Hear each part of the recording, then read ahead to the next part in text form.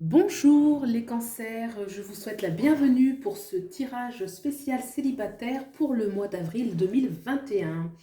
Donc on va regarder dans ces cartes ici à gauche vos énergies vis-à-vis du plan sentimental, les énergies d'aujourd'hui, ce que ça nous raconte par rapport à ce que vous avez pu vivre, hein, en tout cas l'état actuel. Puis les deux cartes, alors normalement c'est une carte mais il y en a deux qui sont tombées, donc j'ai pris les deux. Donc les cartes au-dessus vont nous parler du point de bascule qui va apporter une dynamique d'évolution qui vont nous permettre de voir ce vers quoi vous allez aller dans un futur le plus proche possible dans le domaine sentimental. En tout cas, ce point de bascule qui va venir nous expliquer ce qui peut faire changer, évoluer votre situation sentimentale actuelle. J'ai ensuite interrogé deux oracles. Donc cet oracle, les portes sacrées, c'est un message pour vous. Donc c'est un message, soit c'est un message, un avis, une mise en garde, une recommandation, donc vraiment pour vous. Et le deuxième oracle, le chakra du cœur, c'est juste une petite indication sur l'énergie de votre prochaine relation. Donc c'est juste une énergie générale pour avoir un petit aperçu d'un aspect de votre prochaine relation. Donc voilà, c'est parti. On regarde tout de suite vos énergies actuelles. Le 3, d'accord, 3 d'épée, reine d'épée et 6 de pentacle. Donc là, on a une reine. Très bien. Alors là, le 3 d'épée. C'est une carte qui est très caractéristique d'une déception, hein, d'une déception qu'on a eue. Alors ça peut nous parler d'une déception sur le plan sentimental, hein, on ne peut pas l'écarter, on est en plein sujet, là, on voit le cœur qui est transpercé. Du coup, ça peut laisser un goût amer, ou alors on peut être déçu par la vie, vous voyez, c'est un sentiment assez global, mais en l'occurrence, là, bon voilà, c'est quand même le sentimental qui va nous laisser une certaine amertume, ou on a été blessé clairement au niveau relationnel, ça peut être soi, ça peut être dans son entourage, des gens très proches, donc on est un petit peu désillusionné. Il y a une énergie de désillusion qui est d'autant plus forte qu'on a cette reine d'épée.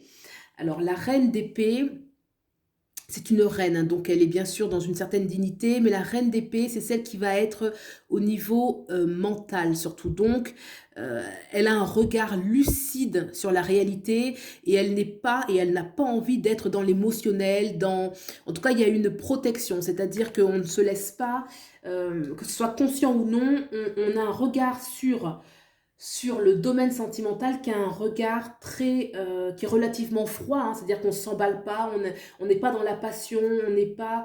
pourquoi? Parce on se méfie, donc on veut garder la tête sur les épaules, on veut garder un certain discernement, un certain détachement, on veut rester au contrôle, il y a une notion aussi de garder le contrôle, le pouvoir sur soi.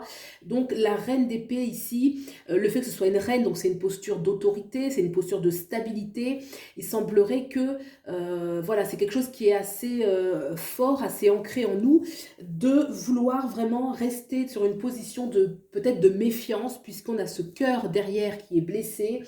Donc voilà, il y a eu une blessure, il y a eu une désillusion, il y a eu un chagrin dans le domaine sentimental qui a donné une forme d'amertume ensuite vis-à-vis de la vie, dans le plan sentimental. Donc voilà, cette reine, elle reste sur ses gardes et elle veut rester vraiment au contrôle, quoi. Il y a une notion de contrôle, de pouvoir par le mental. On a ce 6 de pentacle, le 6 de pentacle, oui, c'est-à-dire que beaucoup d'énergie, ça nous parle de beaucoup d'énergie mise à donner aux autres pour peut-être peu de résultats en retour, peu de remerciements.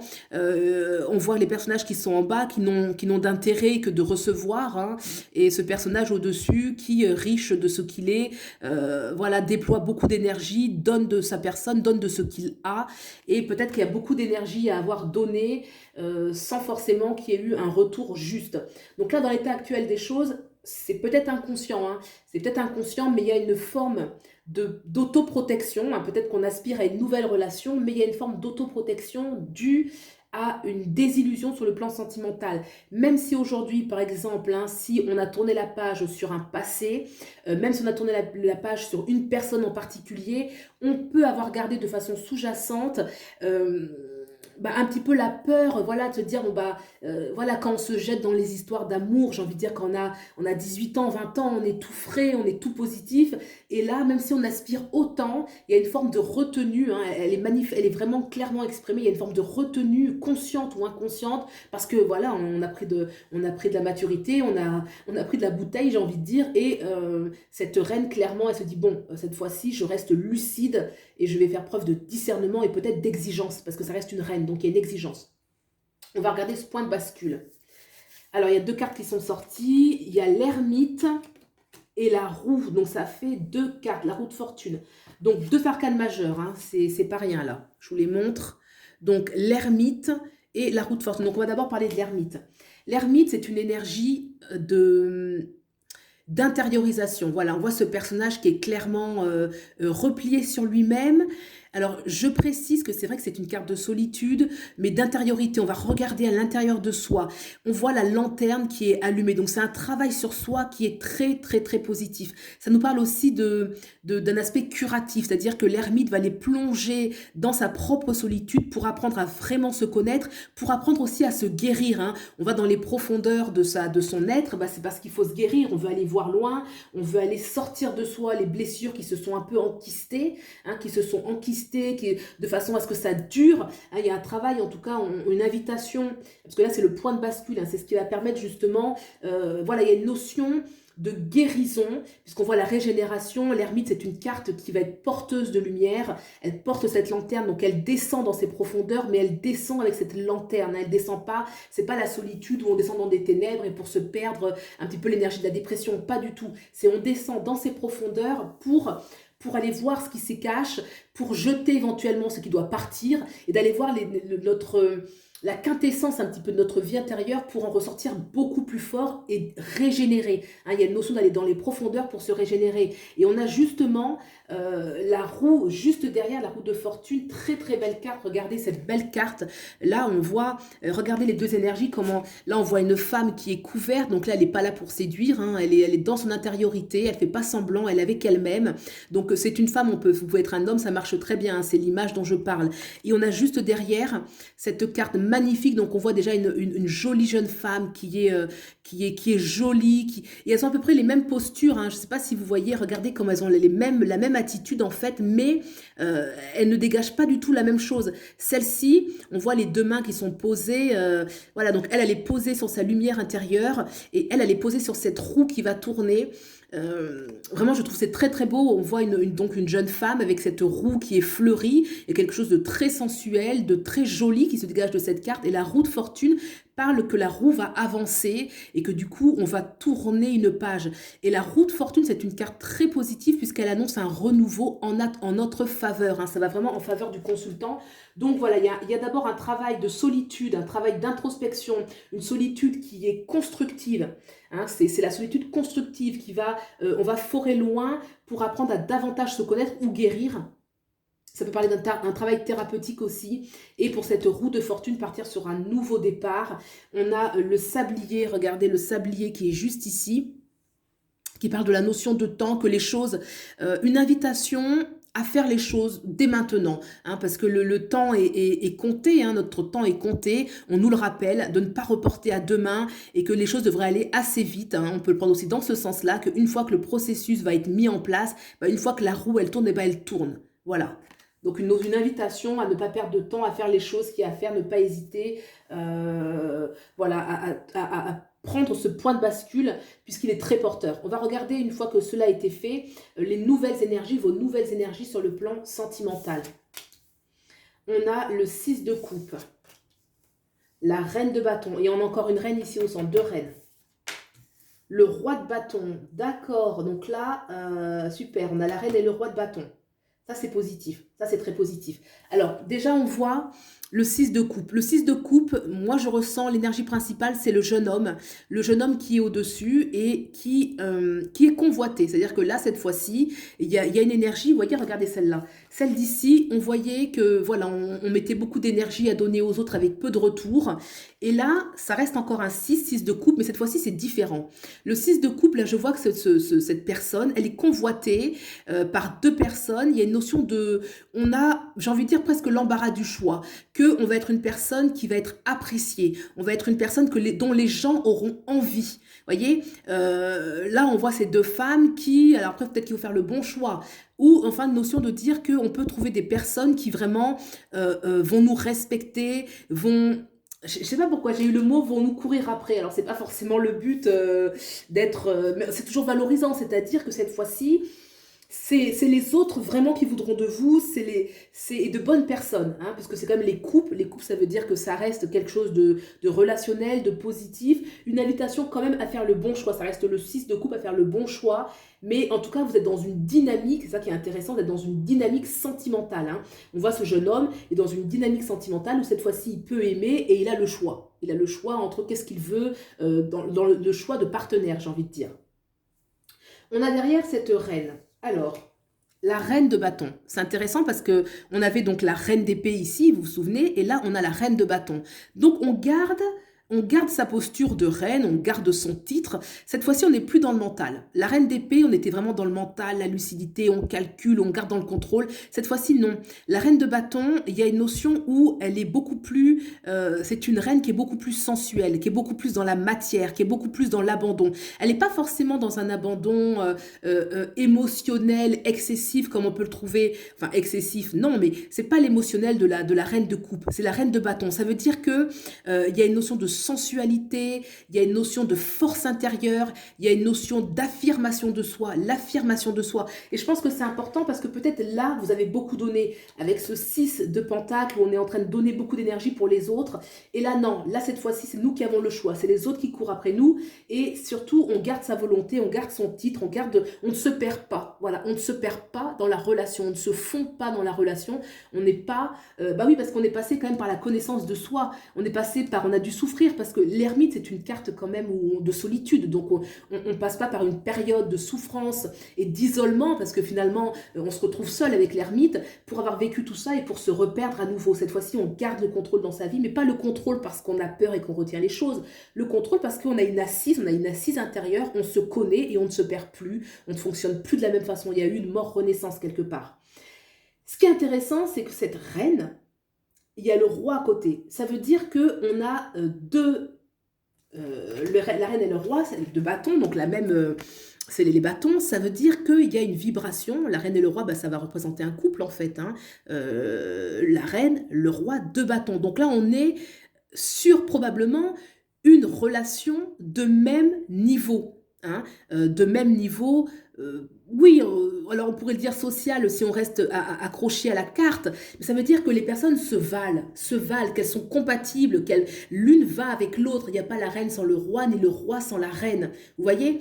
Donc il y a une notion de complémentarité, il y a une notion de les êtres se valent, C'est important, puisque là, il y avait encore ce 6 de pentacle où ils ne se valent pas, hein, sans jugement de valeur. On voit clairement qu'il n'y a pas... ce n'est pas la même classe sociale, hein, ça reste dans la symbolique, mais on comprend ce que ça veut dire. Là, il n'y a pas le même niveau, il n'y a pas le même niveau vibratoire, il n'y a pas le même niveau social. Alors que là, la reine et le roi, ça veut dire que les gens se valent, les gens sont bien à leur place. Voilà. C'est un couple qui est à sa place. Les deux sont faits pour être l'un avec l'autre. C'est intéressant. Donc voilà, je pense que vraiment ça annonce, c'est de bon augure, hein, la reine et le roi, avec la roue de fortune qui est toujours quelque chose de positif, hein, qui dit qu'on va avancer, on va avancer en notre faveur, très important.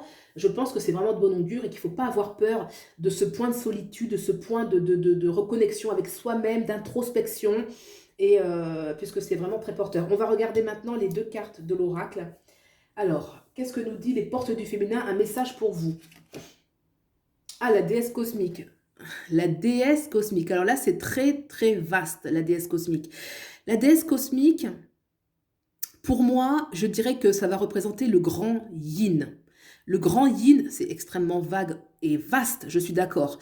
La déesse cosmique, il y a une notion où on est bien ancré sur Terre, on a la tête sur les épaules. En fait, c'est très complet. C'est-à-dire que dans la déesse cosmique, moi, je retrouve l'énergie de la reine d'épée, c'est-à-dire que je reste intelligente, lucide, et voilà, c'est pas l'énergie de la jeune fille qui se fait avoir ou du jeune homme qui se fait avoir. Non, on est lucide.